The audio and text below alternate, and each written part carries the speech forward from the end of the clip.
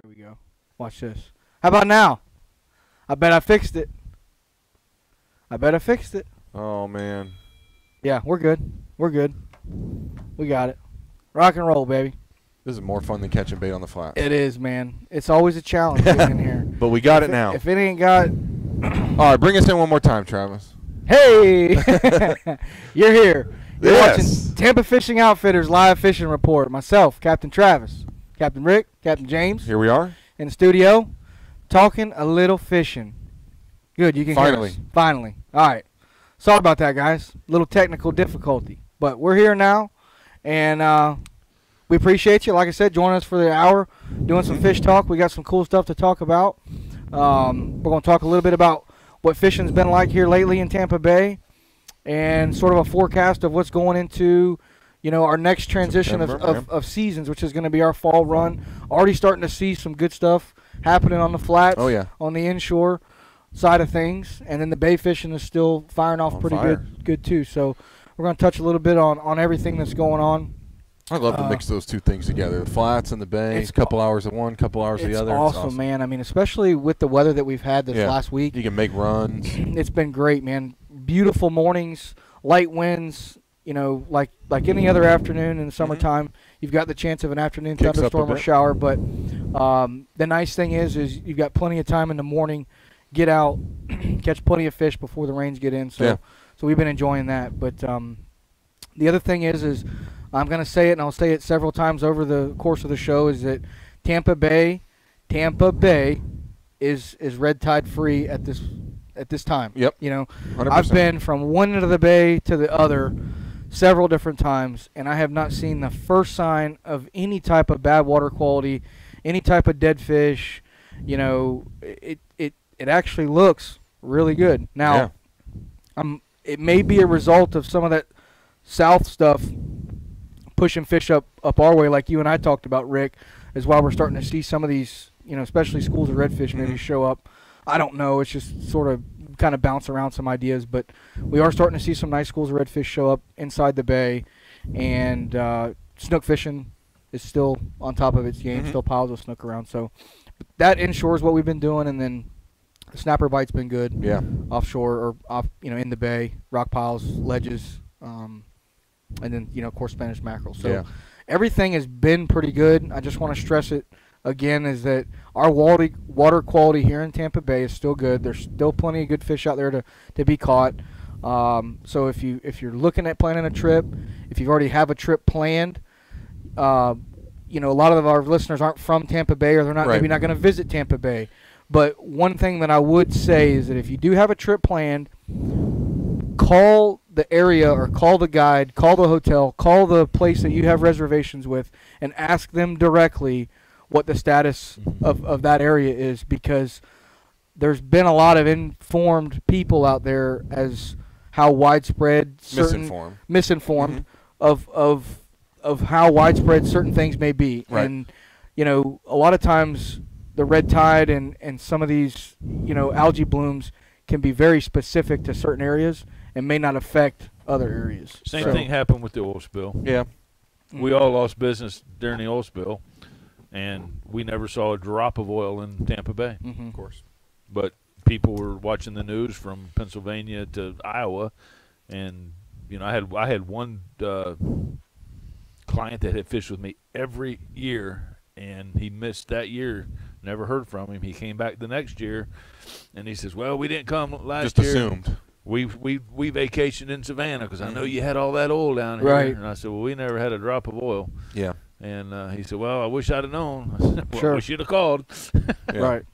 There's definitely a storm out there around it with how much coverage, and it's not, you know, like we always talk about, it needs the attention, but I think that, like you said, there's just a lot of misinformation out there that, you know, and especially the further you get from ground zero, the less you realize, or the less clear you are on how the issue is really affecting the locals. Well, I just got a text from a client. "How's the red tide?" Yep, I get it all the time. Every locals. Yeah. But I mean, I just now got it. And he's like, "Well, is it in the bay?" And I'm like, "No." Where is it? Well, I don't know where it is. I can tell you where it ain't. Right. It ain't on the south shore of Tampa Bay. Right. That's pretty much the lead off any phone call or text or email that I get from a client right now. Is that's the first thing they want to know.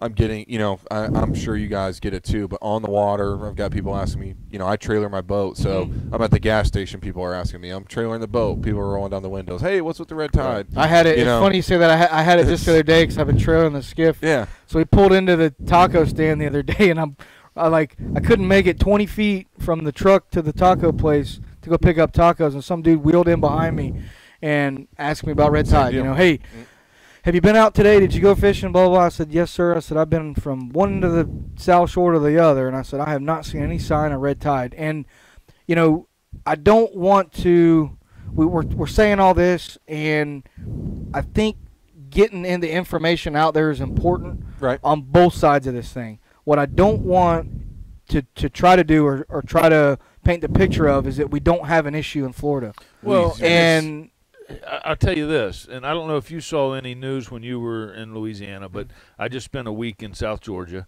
and I'm watching the news, and one of the stations I was watching the other night is the Tallahassee channel, and it was Florida's getting devastated. All over. Florida. What are we going to do Right. about the the whole west side of Florida, the Gulf side of it, is just hammered by this red tide, and this is coming from Tallahassee. This is coming from the news station, and totally blown out of proportion. So if it's like that there, which they should be kind of in the know, that's the capital of our state. 100%. That's where a lot of the decisions for our resources and water stuff happen.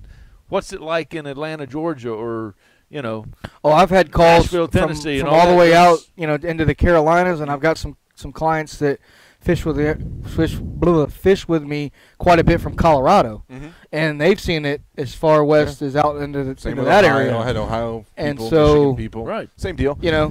Which, like I said, but that exposure may, I know it's going to have some instant impact on the people who make their business.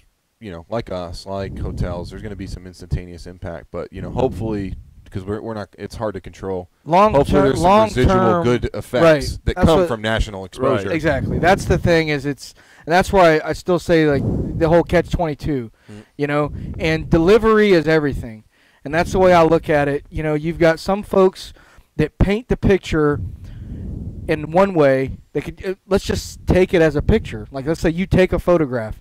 And one person can talk about that photograph or write a comment or a story about it, and another person can do it and completely change what you get out of the context of that. Yeah, the context of that photograph. And so being well informed, I think, is the biggest part of it. And yes, there are areas on Southwest Florida that have major issues that need to be addressed. That those folks are in trouble. You know what I mean? Like it needs to be addressed. Period.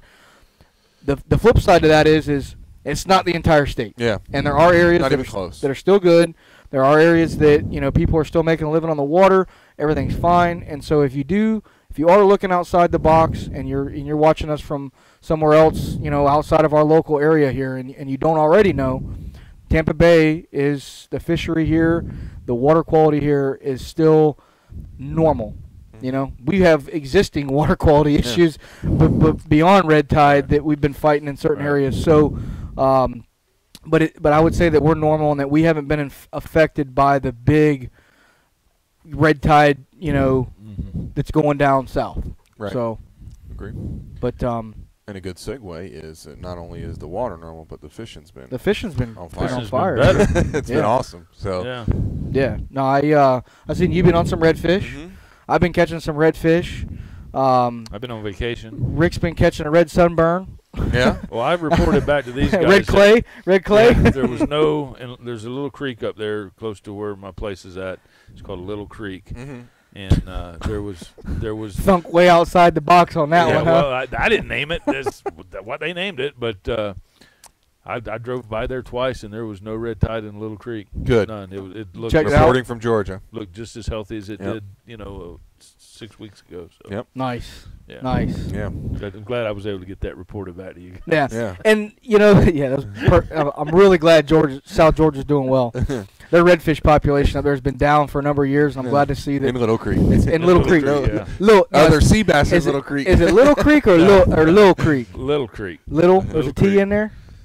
Yeah. Just checking. Yeah. But so anyways, I do want to ask too, because there has been some talk about, and there was a video posted either today or yesterday about some red tide showing up on the Gulf side down by Don Cesar on St. Pete Beach. I saw a video of a guy walking on the beach showing some dead fish roll up. There's been several reports, and they know that the red tide has been offshore, and so I don't think that what they're seeing is the actual algae itself. Right. I think it's the effect of dead fish floating in on a tide swing. Now, of course, the bloom could come with it, but I don't think what that video showed was red tide being in our area. I think it was just an aftermath of tidal flow bringing some dead fish our way, hopefully.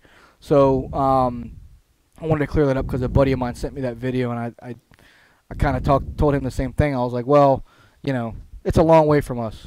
It's a long way from us. Yeah. So, anyway, well, Rick, let's talk a little bit about what we're going to do over the next, I'd say, 2 to 3 weeks, because here comes springtime. Well, generally, you kind of get the same report week after week after week. Snook fishing's good. Trout fishing's good. Catching a few redfish. Then we move into summer, and it's, water's getting hot. We're going to do some mackerel fishing. We're going to do some snapper and tarpon and this, that, and the other. At what point do you look at to where you go, okay, we're done with mackerel and snappers and groupers, and we're going to start making that transition back into the flats and back into inshore and start doing some more of that fishing? I usually start when that bite slows down, and it has. So the mackerel bite. The mackerel bite slowed way down.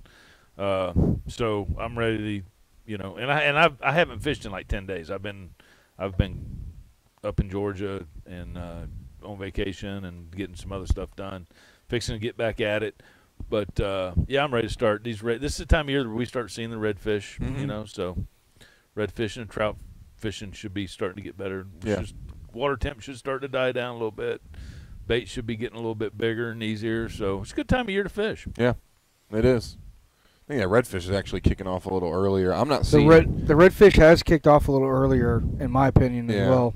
It's not the big schools you hope to see that get you all pumped up, but predictable patterns for these fish, knowing where they're going to be on different tide stages. And we're just at the beginning. And they're cooperating. It's a moon phase thing. I mean, I think this moon we've got coming up is really going to. That's sort of why I want to talk about it, because I'm a big believer in the moons. I know Jason is too. We talk about it all the time, and I think for the average guy out fishing, probably doesn't pay as much attention to that as say someone who fishes all the time or like day after day after day, because there's one thing, and you'll agree, fishing on a daily basis, one day to the next, a moon can change things like the drop of a dime. Right. You go, wait a minute, what just happened? And everything that I did yesterday is just it kind of throws everything off. And so for me, this full moon in August, I think, is really it's a pivotal point in our fishery and kind of turns the tide on our seasons. And I think going into September, those redfish are going to start to ball up, even more. And the big trout is what I'm looking forward to as well. As once those guys get fired back up. More redfish coming to see. I think so too. I think so too. I personally think what we got now is pushed up from Sarasota. I've seen 2 or 3 different pods now, and because the big fish that I'm hearing are like 30 inches. Yeah. The bigger fish typically that come in from the outside are mid-30s. So well, I found some of those fish. Did you? Okay. Well, that's what we got on school with some big breeder fish and some deeper water, and they acted like they were pretty fresh from the Gulf. They had scars on them. Yeah. They're just a different bodied looking fish. They really didn't look like they had been up in the mangroves, and quite frankly, I can probably say that I've been fishing the South Shore Tampa Bay pretty much all my life, and the biggest redfish I've caught like under the trees is probably in the 33 to 34 inch range. Same. Yeah. They don't get much bigger than that when you're fishing, in the bushes. And so these bigger breeder fish, these big roamer fish, these deep water fish, that's when you start getting up into the 40s and the high 30s and the 40-inch fish. And I can tell you that 3 or 4 days ago, I saw 40-inch redfish in Tampa Bay. I didn't catch any, but we saw some fish that were pushing that range. No slot fish in there with them, but it was good to see. They were real happy. We got to float around them for a little while and kind of play with them. But anyhow, so I think our fishery is doing very well. I think going forward, we're in need of some cool weather. That's going to help with this red tide. That's going to help with these blooms we're having, and so that's people have been asking like, what can happen to help us? And for me, like right now, some cooler weather would be nice. Start dropping that water temperature, let things get back to normal. Let some of these fish start pushing back up into the shallow water where it's not so hot, where they're actually going to sit there and feed. So that's something that I'm looking forward to, and we're right at that point in the year, so it should be good. Absolutely. We got any questions rolling around there, guys? Well, yeah, so I was looking at one. I know Kimmy was looking for a report on some of the scallop results, and I don't know if she's asking specifically to Pasco County. Yeah, so open still up. Yeah, so scallop season's still open up there, but for Pasco County, it's already done. I know that, I didn't go firsthand. I didn't do any scalloping this year, but I know that the folks who did it for that season that just opened up forever, they killed it. Like, they did very well. Yeah, I heard scalloping was pretty good. Yeah. Likewise, we didn't go this year. We'll normally go up for a day or two and just get some scallops, enough for a meal. But we didn't go this year either. But I did get a good report. You ever go scalloping, Rick? I've never been in my life. You've never been scalloping. We'll have to make a trip, man. We'll have to put together a trip maybe next year. Sure. And maybe we'll get a group of guys. Maybe we'll put a little clan together and go up there and do some scalloping, because I promise you, man, it is. I mean, you look like a snorkeler. You look like a snorkeler. A scalloper. A scalloper. If I had to guess, I'd say, Rick, you've been scalloping since you were 5 years old. I would stay in that boat and make sure nobody messes with anything inside. You're the boat keeper? Yes, I'll be the boat keeper. That's funny, Keep man. a good temperature reading on funny. the beers in the cooler. I'll take care of everything in the boat. Yeah. I'm with that. Yeah, I love getting in the water doing that. Dude, yeah, man. I'm not big with the spear. It doesn't really give me a lot of interest. But I'm not diving in and catching lobster and scallops, I love it. Yeah, yeah. I love getting in. I've got some buddies that are hardcore spear fishermen, and I just cannot get over it. Like I'll jump in. Like I'll swim. I'll jump in and swim with a shark. I got no problem with it. I'll jump in and swim with one, but I'm not dangling a bait off my hip or. I just ain't doing it. It just doesn't seem bright. I watched a video just the other day, which is something we probably need to do, is start posting some cool videos on our page. But I watched a video the other day where a guy was spear fishing, and it looked like he may have been in the Bahamas, and he shot this fish. Or no, it was a tuna. So a yellowfin tuna. He shot it, came up. A lot of times this freediver will come up and then pull the fish up to him, get a breath, and it looked like there was these two reef sharks or maybe even some kind of black tip or white tip shark, but there was like three of them, and they were coming after his tuna. Yeah. And this dude is like straight up palming fish, like these sharks, the stiff arm, to get him off his fish, like poking him. And meanwhile, he pops up and like you hear a snorkel come out, and he's like, yeah, I bet. But it's a pretty cool video, man. He got the fish. I was like, man up, dude. So anyway, yeah, that's all good stuff, man. But guys, we're about 20 minutes into the show. We are going to take a little break here for just a second. I got a cool little video that we wanted to share. I did a cool little thing a couple weeks ago with Captain Lori Deaton, who people that don't know, she's one of our female captains in our area. She's been around for a long time. Does a lot of great things with women. She hosts a breast cancer tournament that raises a ton of money each year for breast cancer patients, and she also does a lot of seminars and works with a lot of our local area companies to make things better. She hosted a seminar a few weeks ago that catered to women. It was the Real Ladies Workshop. Yeah. And so we did some seminars, and then we ended up doing a fishing trip afterwards. Unfortunately, the day we did the seminars, the weather was really bad, so we went through a couple reschedules, and we finally got them on the boat and did some fishing and made a little video to kind of highlight that. So let y'all check that out, and when we get back, we're going to be talking more fishing. So let's check that out, and we'll be right back, guys.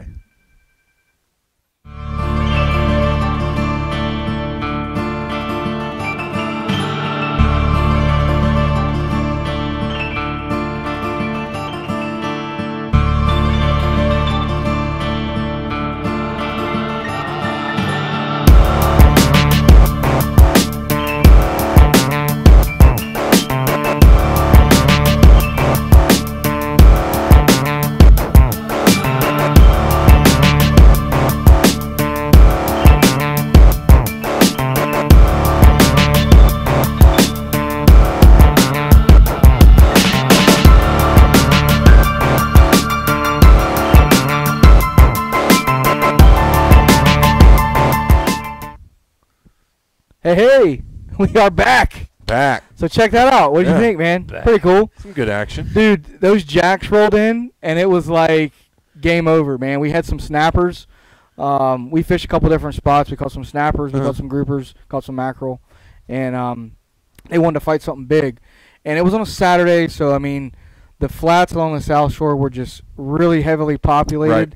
So we decided to do some jacks, man. Yep. So went cruising around. I had been on a school of jacks that were kind of playing around the outside of this one sandbar, and we were doing some snapper fish, and all of a sudden the jacks showed up, and we caught several jacks, and they had a blast with it, man. They were, sight casting, flipping them out to them, letting them eat them. Got a couple broke off. Yeah. But it was cool. They had a good time. They all wanted to catch a big fish. What's up, Eric?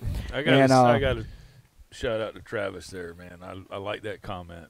It's dead on. Him staying in a boat? Yeah. To work for the big guy? A lot of work for a big guy. I hear you. That boat. A lot of work there. We'll get you in and out. You'll take responsibility just for manning the boat, keeping everybody safe. Captain Rick's my thing Scalloping Adventures. I didn't lose nothing down there, so I don't need to go get it. Hey, Ryan. Yeah. Rickard's bringing up a point here. Have you guys transitioned to using more cut bait recently over live? Yep. My answer is going to surprise you. You're going to say no. No, I haven't. I'm actually have transitioned for a couple of weeks now back to live bait, especially for redfish in the manner that I'm fishing them. I've originally approached these fish a couple weeks ago, the ones I've been fishing with cut bait, get a couple to eat here and there. But once they get fired up, that's when it's boom, boom, boom. So in that situation, no, I'm still using a lot of live bait, whereas for most of the summer I do cut bait a lot. It's also a little more, for the type of fishing I'm doing with people on the boat, it's a little more exciting for them to see the visual chummers getting blasted out of the water, see these redfish boiling on baits. So that's another aspect of why I'm not using a lot of cut bait right now. But, yeah, I've been fishing a lot of live bait lately. What's left alive in my live well from the hot water. Well, you just got that worked out, though, yeah, right? well, we'll see. I'm going to test it. it. Take some pictures of I'll that. be on the water in the next few days this weekend doing it. So, and it's a product that if it works well, we're going to bring in the shop. So I'll definitely we're trying to get. We've brought in some other products. I know Kent Hickman. I think he's watching. He turned us onto that G juice, saltwater formula. So we brought some of that in the shop. So we're trying to bring some things in that can kind of help people through this time and keep their bait a little more frisky. Sure. For me, I'll be honest with you. I generally have a little bit of everything. Yeah. And for me, it's not so much like I'm going to stick with one thing. It's really spot to spot, tide to tide. So if I'm fishing some higher water and I'm wanting to fish up under the trees, it's either going to be cut bait or live pinfish. Yep. One or the other. If I'm fishing deep water stuff, I've been using the live, smaller, white baits, greenbacks. Yep. Or pinfish. Those have been my two baits of choice. But I would probably say live pinfish has probably been my go-to bait out of anything live, and then either a bigger cut pinfish or there's been a lot of ladyfish around, and so we've been getting those as bycatch. Yeah. So I'll normally keep one or two of those guys, and that's always something to add to the mix if we're doing some cut bait. So. It's funny you bringing up pinfish. I had a moment on my boat the other day where I'm fishing with these two guys. They could fish well. And it didn't take me long to realize that after we mangrove snapper fished. I mean, they probably boated 95% of the fish they came in contact with over some structure. So I was like, all right, we're going to have fun at this next place. Started telling them what we're going to do. We're going to chum it up. It's going to be redfish. That's what we're going to do. But I didn't have very much bait left. At this point in the day, I didn't have much left. And I saw those pinfish at the bottom of the well that I swear I've always been against using them. Dude. And I think Prieto's like that too. Like he hates using the pinfish. I promise you. Me too. And I was like, these things are eating everything in sight. Let's toss a pinfish in there and see what happens. Game over. Bam, instant. And I was like, all right, you put one up. Bam, instant. And it was just on like every pinfish at the water, 3 seconds. Prieto was catching a lot of fish on pinfish here about a month ago. Yeah. Look here, Grasshopper. That's the effect he'll have on you. Look here, Grasshopper. He can't tell me nothing. He said, I ain't telling Travis. No, he won't. I know he won't. Let Travis know this. I know he won't. But I've been killing him on them pinners. Dude, right. Them pinfish are legit, man. And there's a couple different methods to fishing the pinfish. I've had several guys that'll get on my boat that have fished with pinfish, and after a trip fishing with me inshore with pinfish, I really think that they take a different perspective on fishing with pinfish. So I've ran trips where literally I don't have a single white bait on my boat, and everything that I have alive is pinfish. Pinfish. That's it. I've done that several times and done quite well. And for me, we're mainly targeting bigger snook and redfish. Yep. I will say, though, that, and I don't remember exactly who I talked to about it, but this was years ago, and they were a commercial trout fisherman back in the day, and told me that a lot of the big trout that they used to catch and harvest, when they would clean them, their bellies were slap full of pinfish. Yeah. About 5 or 6 years ago, we won Captain Lori's Hooked on Hope biggest trout with like a 26.5-inch trout. And right towards the end of our trip, we got on an epic trout bite. And every trout we caught was on like a 3.5-inch pinfish. On a cork about a foot under the cork. We were in like 4 feet of water. But there's something about when those pinfish are trying to get down to the bottom, and those trout were just coming out of the grass, just destroying them. They make a lot of racket under that water. They make a lot of racket under the water, and if you have a tower boat, or even if you don't have a tower boat, cruise any of our flats right now. Yeah. Cruise the flat, just troll them across the flat, and you're going to see silver dollars everywhere. And the cormorants diving behind your boat to get them. It's just part of the puzzle, man. It's just part of the puzzle. That's what's there. That's what those fish are feeding on. You know, people ask me all the time, we talk about pinfish, do you clip their tails? Do you do this? Do you do that? No. Throw them on. Put the thing on a hook and let it flip out there. You know, a lot of times those vibrations from those pinfish are what trigger those fish to feed. The other thing is smell a pinfish. Take one and smell it. They stink. There's a smell to those pinfish that I think that, you know, especially redfish that are nosing through the grass, they're accustomed to smelling that scent, and they will find a pinfish in the grass. 100%. So, my opinion. What do you think, Rick? Rick don't like pinfish. Everybody's got one. Ballyhoo? You on ballyhoo? You use ballyhoo? Pinfish. Pinfish? I do use. I don't use them as much as you. I use them more than Jason. Yeah, I would say that. I've always used. I'm a tail hook on the pinfish, Travis. You know, something I've been thinking about too, guys, and what I would like to do one day is bring in, you know, a couple pinfish, a couple threadies, a couple greenbacks, and show 5 or 6 different ways that we all rig and hook and fish with those baits, because you could lay out the live targets. You could lay out a stack of baits in front of you, Rick, and me, and I guarantee you there's only going to be 2 or 3 different combinations where we got the same setup. Yep. You know what I mean? Well, that would be a good thing. And they all have a different purpose. Like I'm just kind of technical when it comes to that. So there's certain situations where I may hook and use the bait differently, same bait, but just do it differently in different areas or different, you know, places that we're fishing. So it'd be cool and give our feedback on it. I'd like to hear you guys' opinions and Jason's. Yeah, absolutely. And we can learn something. You know, cut bait I think is probably one of the ones where I think a lot of people, not necessarily they do it wrong, but I think there's tricks that maybe don't seem as obvious to a lot of people when you're fishing cut bait. Where do you hook your pinfish? On what you should hook it. You take a pinfish, you cut his head off. Where do you hook him? Generally, I hook him down by the anal fin. Yeah. That's the softest area in the fish. And so, like I always say with cut bait, or any bait, if I'm using bait, whether it's live, cut, you only want the bait to stay on your hook as long as it takes to get a strike. Once that takes place, once that fish commits and that bait is in that fish's mouth, my opinion, you want the hook out of the bait. So whatever it takes to keep it there that long, through the cast, through pinfish hitting it, through you reeling it back in, whatever the case may be, that's as far as you want to hook it. I've seen guys out there fishing with an 8/0 circle hook, fishing for tarpon, and they take half a chunk of mullet and bury it in the nose and the skull. Yeah, in the bait and sling it out there, and they're not going to catch it. They may get a bite, but they're probably not going to hook that fish. No, you don't want to lose the definitely hook, reducing the chances. I hook them in the tail, just because I can cast them farther. Yeah, and that's like if I'm using cut bait, because like for my redfish, favorite, I think distance is important. What's your favorite piece of cut bait on a ladyfish? Like, so you have a ladyfish, and let's just say let's cut it into thirds. So you got the head, the body, and for the tail. redfish. Just in general. All right. Just in general. I like the head. No, I want a big snook on a head or a tarpon. I like the belly. I like See, I like the tail. Oh. I like the tail. All right, perfect example. There you go. Yeah. and I'll say my point with the tail. I'll normally go right at the tail and I'll cut the tail off, right where it forks out. I'll cut that off. That little shape. And then you'll get like a 3-inch piece that's tapered. And you know, it's a perfect little triangle to sling up under the trees, or if you're tarpon fishing.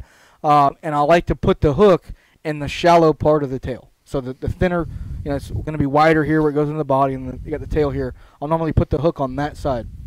My theory is that when goes in the fish's mouth, and it goes to come out, you got a smaller point at which pulls around. It pulls around. Yeah, so makes sense. I don't know, but it's kind of funny talking about that stuff because everybody's going to have a different opinion. Three different and everybody ones, catches fish. Yeah. So I like the belly because you can squeeze it thinner. Yeah. Get that middle out. It seems to have the toughness from the inside on the internal of the belly. Yeah. And see, there's I do like that piece too. Like when I'm red fishing specifically, I like that piece. But man, for catching big fish, I'll take a ladyfish head. Oh yeah, I love the head. No, 100%, 100%. I mean, and it all works. It all works, and I don't think there's any significant difference between a bite with a head or a tail or a body or this or that. I feel like if that fish is going to eat that bait, odds are they're going to just eat the bait. You know, it I'm not looking for tails today. I'm really looking for looking for some head. I mean, if past that one. If it was a male, Ryan, give us your answer, man. You asked the question: are we transitioning to live or dead? One word. What do you? If you could only use one right now, what would it be? But while we wait, I know we saw this William Dunn take a kid fishing. You'll be glad you did. Dude, absolutely. I can tell you. I took my kid the other day. I know you did too. Yeah. So when I was doing a lot of writing, I ended every article, and I wrote thousands of them. Don't let your kid be the one that got away. Take him fishing. And think about that. Yeah. Now I kind of stole part of that from Zebco because Zebco come up with the slogan, "Don't let your kid be the one that got away." Yeah. And then I just added, "Take them fishing." Right. And dude, how true is that? Yeah, it's awesome. Don't let because you're going to spend time with your kid one way or the other, whether it's going to see him in rehab or in jail. Spend the time doing something to keep him out of rehab and jail. 100%. Take them fishing, man. You're right. Mr. Dunn nailed it on that one. Honestly, is Friday and Saturday. I had kids on my boat both days, not my own, not James. And one was 5. Then on Saturday they were 7 and 9, and I saw them all get their first fish. I mean, these guys, that's awesome. And I said, all I could think about was, and I had a trip on Sunday. I was like, man, I really wanted to. It would be nice to bring James and John out there to do it. Well, I get a call Saturday night, and this is a really good customer of mine. He's like, man, listen, something came up. We have an opportunity to leave town and go on this trip there. I was like, go for it. I was like, I'll take the day off. So I immediately went home, talked to James, like, you want to go? He's like, yeah, and he'll never say no. And we were on a good bite, so I knew I had a small window of attention span. He got his first redfish. It was awesome. That's awesome. I mean, that was what I needed. That was what he needed. It was really cool. Funny you say you were out there too. Yep, I had a day, and it's uncommon for the stars to align with my wife being off, my daughter not in school, or that whole scenario to take place, and it did, and we were able to get out for a few hours, and I took him out on the skiff and caught some redfish. I did some scouting, looked at some fish, caught a few fish, and my daughter had a great time. Wasn't too concerned with the fish, the actual redfish or the snook or whatever, but she was just mad at Daddy because I didn't get any little fish. Yep. I didn't go catch bait. I didn't go catch bait. You gotta have bait in that. And so, it kind of stunk because we got a little bit of a late start.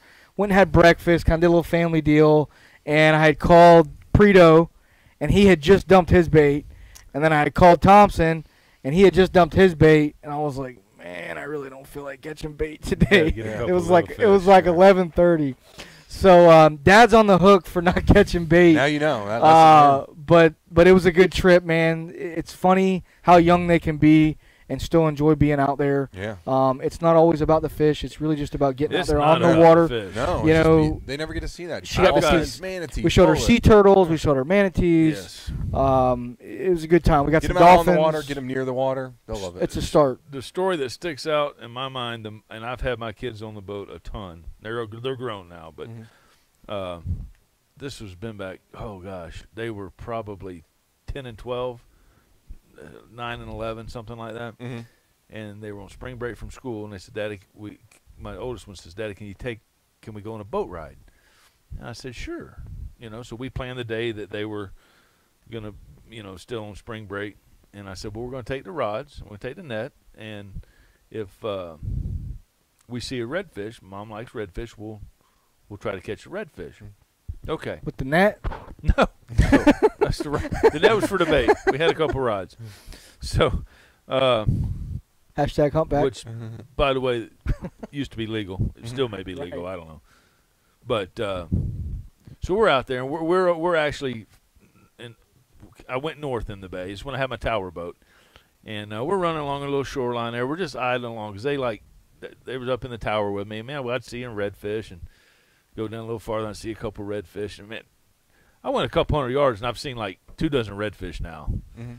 And time to whip around, boys. So I told them, I said, now if we see any bait, I said we're going to go ahead and catch some bait. And I said we're going to get Mama redfish. We didn't go 50 yards, and here's a school of bait. You can walk on. No, right Acres. up close. I mean, which I never catch bait up close, but they're right up close. So I climbed down through the net, got the bait, went back to where I saw the last little wolf pack of redfish.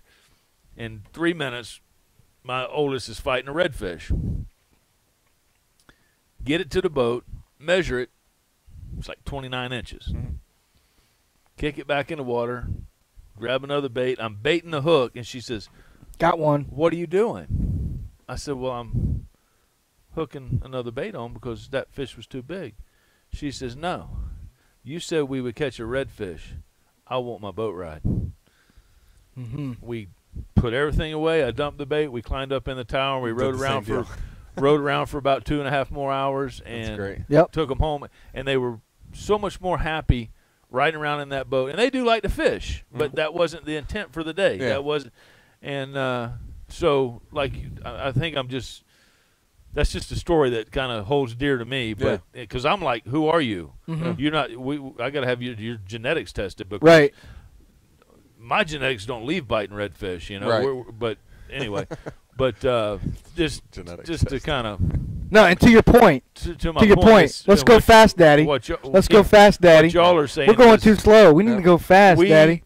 We as adults a lot of times put the emphasis on what we caught, how big was it, how many, what are we taking home to eat, where with kids it's a lot of times has nothing to do with how many you caught, whether you're going to eat fish that night. It's more about the experience of, you know, I'm just amening what y'all are saying. Right? And y'all said it, and I was just. And I'll add to it, and then you can finish that up, James. But I will say what I've noticed chartering, and I have chartered, in my opinion, a lot of kids. Like, I've had quite a few kids on my boat and taking them out fishing with families.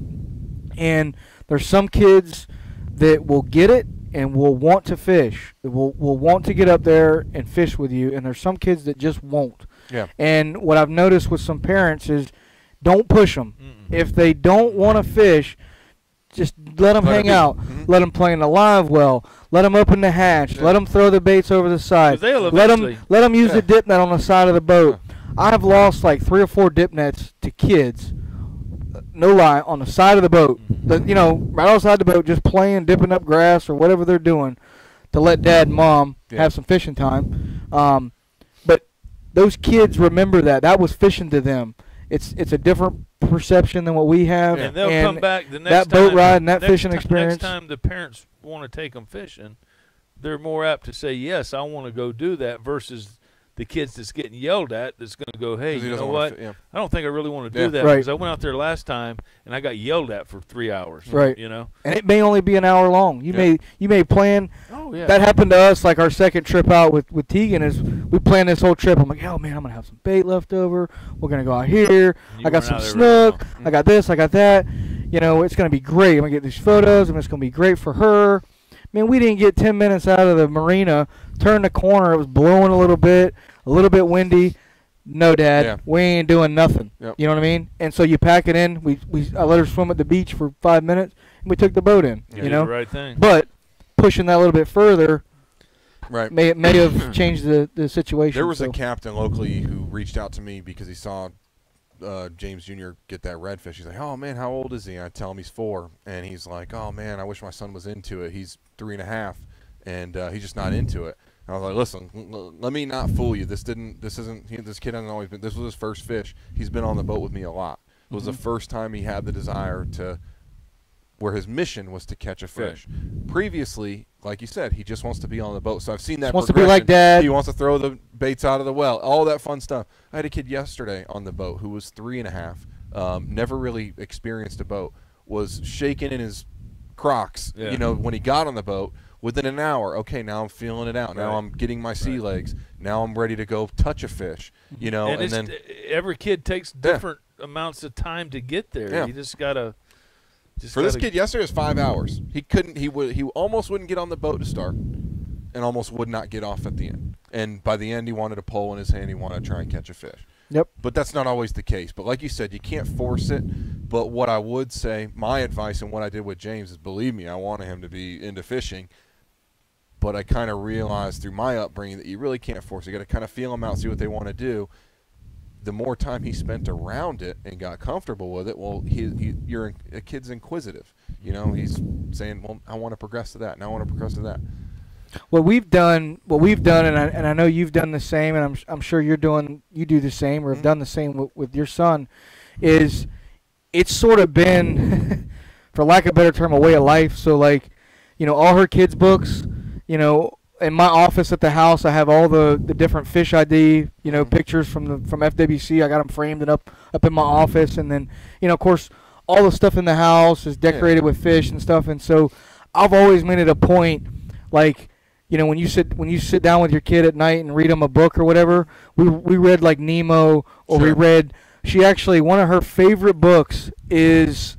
It's the fish and bird identification flyer. It's like a pamphlet that you stretch out, and it's got like 100 birds on one side and then, a couple 100 fish or whatever on the other. I mean, it's got them all. And we started with that. And then, like when I come home from a trip, she always wants to look on my phone and see what Daddy caught today.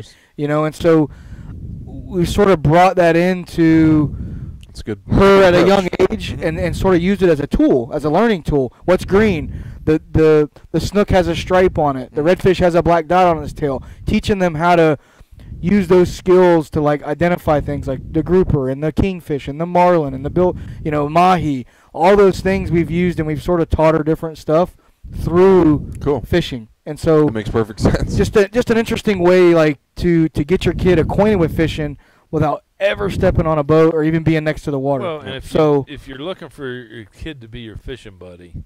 Which, I mean, I know girls fish, and I never had a son, had 2 daughters, and I did everything with my daughters that would have happened with sons. But I think I'll be the same way. Yeah. Like, it ain't no doubt about it. I mean, they fished with me. I mean, hunted with me. But, a lot of men want their sons to be their fishing buddies. And I had a guy on the boat years ago that he started really – Good point, Manny. It was his brother – him and both of them had their boys, and the one kid didn't want to touch a bait, and the one guy that was the father of the one that didn't want to touch his bait, he just really started hammering him about, well, you're not going to be a man, or you got to take the bait off to put a new one on. He goes, you got to take that bait off. You're not a man if you can't do that kind of. This kid's like 11 years old, and man, I put up with it for a little while. And if y'all, they know me. If y'all don't, I'm pretty outspoken. I mean, I would you?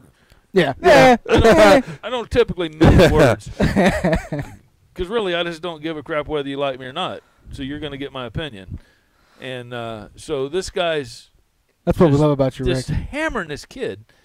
And finally, I had to say something. I'm like, dude, who gives a rip if he takes the bait off? If you're looking for a fishing buddy down the road, I said, you're about to. You're destroying it right now. It's not going to happen. The kid don't want to touch a bait.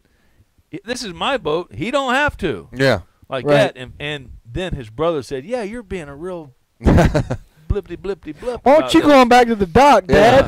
And I'm like, yeah. And and the kid was just like. And then Rick and the boys sat down and had an apple juice. Yeah, we did. We had a Go-Gurt. Connected a little. Yeah, good kid. He still fishes with me.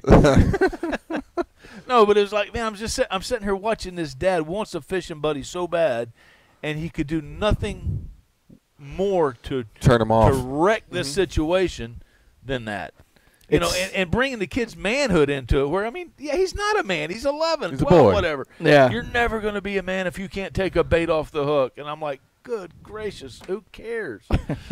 I agree. And that's what you see. I mean, it's easy to do as a parent. I will say that it's easy to do as a parent, like in terms of when you really want your frustration child to in. do something, and you just can't get it through, and it can be frustrating because I've seen it even with my daughter.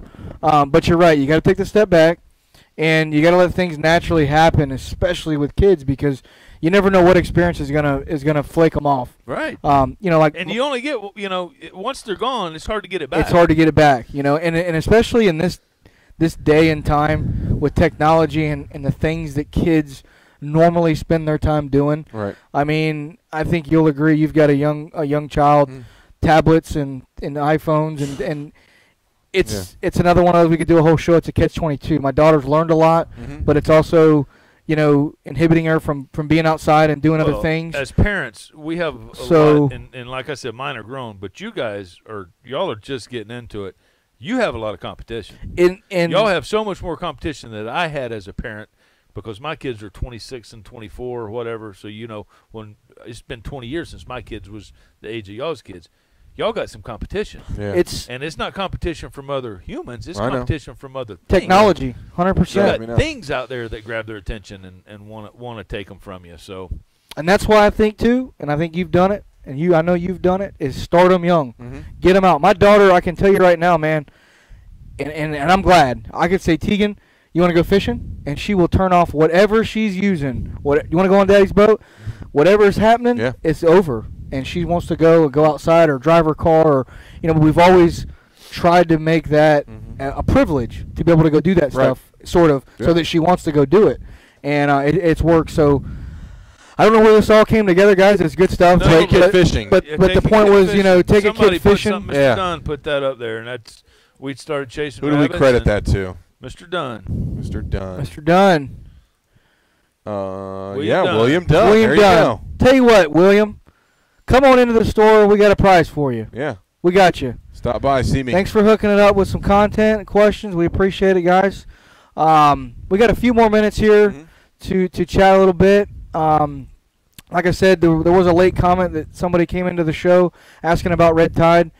As of right now, the panel of guides here can tell you that I don't think we have an issue at this point inside Tampa Bay. We've got good water. I've been fishing all week. The last couple weeks, I'm fishing tomorrow, fishing through the weekend. Me too. I get a little break starting in September, but then we're right back to the fall mode, man. Yeah. Redfish is on the mind. Then we'll be heading back out to Louisiana, do some red fishing out there for the championship. So things are going in the right direction. I think the guys down south are getting a little bit of reprieve from the red tide. I see some guys running some trips, catching some bait. Yep. So that's good to hear. Definitely don't want to downplay the situation, but and if you do get up at Little Creek, you're good up there. Little Creek's solid up in Georgia, South Georgia, looking good. But again, if you are going to travel to Florida and you're watching our show, call the area that you're going to be going to. Don't just pull the plug on your trip.